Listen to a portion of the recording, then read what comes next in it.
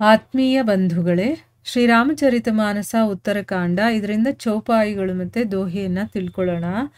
ತಾತೆ ಸುರಸೀಸನ್ಹ ಚಢತ್ ಜಗ್ ಬಲ್ಲಭ shrikhand anal ದಾಹಿ ಪೀಟತ್ ಘನಹಿ Parasu Badan ಯಹ ದಂಡ್ ವಿಷಯ अलंपट seal गुनाकर पर दुख दुख सुख सुख देखे पर सम अभूत रिपु बिमद बिरागी लोभा मरश हरश भय त्यागी कोमल चित दीनन्ह परदाया मन बच क्रम मम भगति अमाया सबहि मान प्रद आपु अमानी भरत प्राण सम मम ते प्राणी बिगत काम मम नाम परायन शांति बिरति बिनति मुदितायन शीतलता सरलता मयत्री द्विज पद प्रीति धर्म जनयत्री ये सब लक्षण बसही जासूर जानेहु तात संत संतत फुर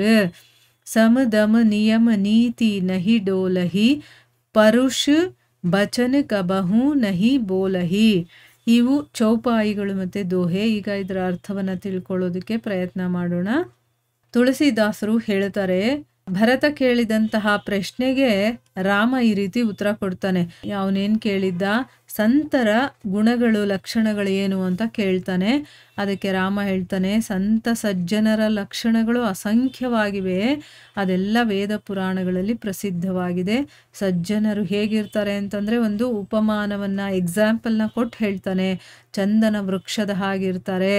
ದುರ್ಜನರು ಹೇಗಿರ್ತಾರೆ, ಕೊಡಲಿಯ ಹಾಗಿರ್ತಾರೆ. ಕೊಡಲಿ ಏನಾಗುತ್ತೆ, ಚಂದನ ವೃಕ್ಷವನ್ನು ಕಡಿಯುತ್ತೆ, ಅದರ ಸ್ವಭಾವನೆ ಕತ್ತರಿಸುವಂಥದ್ದು, ತುಂಡು ತುಂಡು ಮಾಡುವಂಥದ್ದು. ಆದರೆ ಚಂದನದ ವೃಕ್ಷ ಇದೆಯಲ್ಲ, ಅದು ತನ್ನನ್ನು ಯಾರು ತುಂಡು ಮಾಡಿರುತ್ತೋ ಅಂಥ ಕೊಡಲಿಗೂ ಕೂಡ ಸುವಾಸನೆಯನ್ನು ನೀಡುತ್ತೆ. ಮತ್ತು ಈ ಸ್ವಾಭಾವಿಕ ಗುಣದಿಂದಾನೇ ಚಂದನ ಅನ್ನೋದು ಎಲ್ಲರಿಗೂ ಕೂಡ ಪ್ರಿಯವಾಗಿದೆ. ಅಂದರೆ ಎಲ್ಲರೂ ಇಷ್ಟಪಡ್ತಾರೆ. ಅದು ದೇವತೆಗಳ ಶಿರವನ್ನು ಏರುತ್ತೆ. ಆದರೆ ಅಪ್ರಿಯವಾದಂತಹ ಕೊಡಲಿಯನ್ನು ಬೆಂಕಿಯಲ್ಲಿ ಹಾಕಿ ಬಾಯನ್ನು ಸುತ್ತಿಗೆಯಿಂದ ಬಡಿತಾರೆ. ಅಂದರೆ ಅವರವರ ಸ್ವಭಾವ ಹೇಗಿರುತ್ತೋ ಆ ರೀತಿಯ ಒಂದು ಫಲ ಅವ್ರಿಗೆ ಸಿಗುತ್ತೆ ಅಲ್ವಾ. ಈಗ ಚಂದನವನ್ನು ಎಲ್ಲರೂ ಇಷ್ಟಪಡ್ತಾರೆ, ಮತ್ತು ಅದು ದೇವತೆಗಳಿಗೆ ನಾವು ಇಡ್ತೀವಿ. ಆದರೆ ಕೊಡಲಿ ಇದೆಯಲ್ಲ, ಅದನ್ನು ಬೆಂಕಿಯಲ್ಲಿ ಹಾಕಿ ಅದರ ಬಾಯನ್ನು ಸುತ್ತಿಗೆಯಿಂದ ಬಡಿತಾರೆ ಅಂತ ಹೇಳ್ತಾ ಇದ್ದಾರೆ. ಆಮೇಲೆ ಸಂತರು ಇರ್ತಾರಲ್ಲ, ಅವರು ವಿಷಯ ಲಂಪಟರಲ್ಲ. ಅವರಿಗೆ ಯಾವುದೇ ಒಂದು ವಿಷಯಾಸಕ್ತಿಗಳು ಇರೋದಿಲ್ಲ. ಅವರು ಶೀಲರಾಗಿರ್ತಾರೆ, ಸದ್ಗುಣಗಳ ಗಣಿಯಾಗಿರ್ತಾರೆ.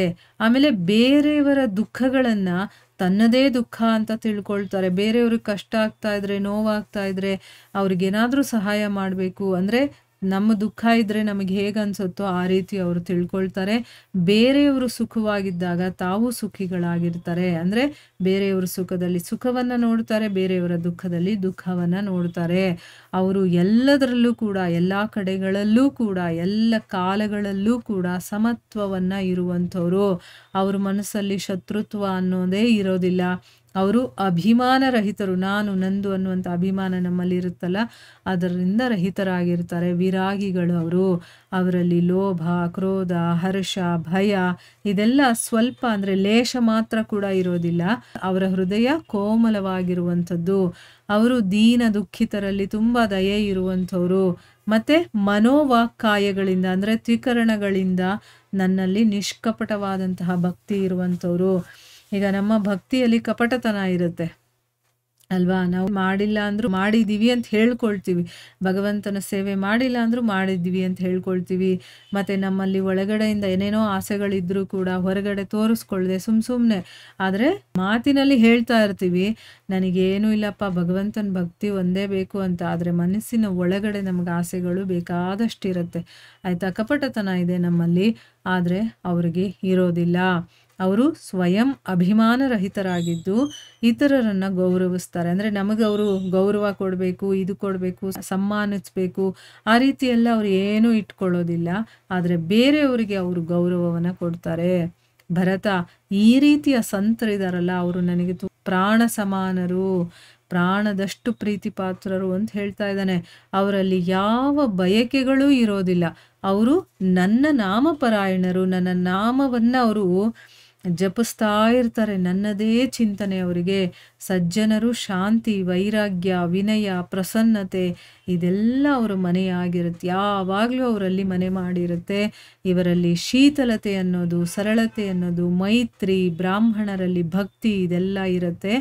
ಇದೇ ಧರ್ಮಕ್ಕೆ ಮೂಲ ನೋಡಿ. ಶಾಂತವಾಗಿರೋದು, ಆಮೇಲೆ ತಣ್ಣಗಿರೋದು, ನಮ್ಮ ಮೈಂಡನ್ನು ಕೂಲ್ ಮಾಡ್ಕೊಂಡಿರ್ಬೇಕು ಅಂತ ಹೇಳ್ತಾರಲ್ಲ ಅದು, ಮತ್ತು ಸರಳವಾಗಿರಬೇಕು.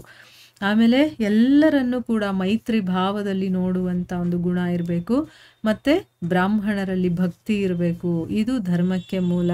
ಇಲ್ಲಿ ಬ್ರಾಹ್ಮಣರು ಅಂದಿದ ತಕ್ಷಣ ಜಾತಿಯಿಂದ ಕಸುಬಿನಿಂದ ಆಗಿರ್ತಾರಲ್ಲ ಅವರಲ್ಲ, ಯಾರು ಬ್ರಹ್ಮನನ್ನು ಅಂದರೆ ಭಗವಂತನನ್ನು ಅರ್ತಿರ್ತಾರೋ ಅಂಥವ್ರನ್ನ ಬ್ರಾಹ್ಮಣರು ಅಂತ ಹೇಳೋದು.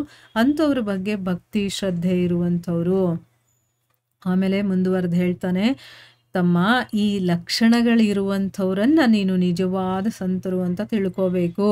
ಅವರು ಶಮ, ದಮ, ನಿಯಮ, ನೀತಿ ಮಾರ್ಗದಿಂದ ಯಾವತ್ತೂ ವಿಚಲಿತರಾಗೋದಿಲ್ಲ. ಅವರು ಯಾವತ್ತಿಗೂ ಕೂಡ ಕಠೋರವಾಗಿ ಮಾತಾಡೋದಿಲ್ಲ. ಯಾರಾದರೂ ನಾವು ಸಂತರು ಅಂತ ತಿಳ್ಕೊಂಡು ಹೋದಾಗ ಅವ್ರ ನಡವಳಿಕೆ ನೋಡಬೇಕು. ಈ ಗುಣಗಳೆಲ್ಲ ಅವರಲ್ಲಿ ಇದ್ದರೆ ಅವರು ಸಂತರು ಅಂತ ತಿಳ್ಕೋಬೇಕು. ಅವರೇನಾದರೂ ಕೋಪ ಮಾಡ್ಕೊಳ್ಳೋದು, ಬೇರೆಯವ್ರ ಮೇಲೆ ಕಟುವಾಗಿ ಮಾತಾಡೋದು, ಆಮೇಲೆ ಭಯ ಪಡೋದು, ಅಥವಾ ದೀನರು ದುಃಖಿತರನ್ನ ನೋಡಿದಾಗ ಯಾವ ರೀತಿ ಅವರು ವ್ಯವಹರಿಸ್ತಾರೆ ಅಂತ ನೋಡಬೇಕು. ಇಲ್ಲಿ ರಾಮ ಹೇಳಿದನಲ್ಲ, ಈ ಗುಣಗಳೆಲ್ಲ ಅವರಲ್ಲಿ ಇತ್ತು ಅಂತಂದರೆ ಅವರು ಸಂತರು, ಇಲ್ಲ ಅಂತಂದರೆ ಅವರನ್ನು ಅಸಂತರು ಅಂತ ತಿಳ್ಕೋಬೇಕು. ಮುಂದುವರೆದು ಏನು ಹೇಳ್ತಾನೆ ಅನ್ನೋದನ್ನ ನಾವು ಮುಂದಿನ ಭಾಗದಲ್ಲಿ ತಿಳ್ಕೊಳ್ಳೋಣ. ಹರೇ ಕೃಷ್ಣ.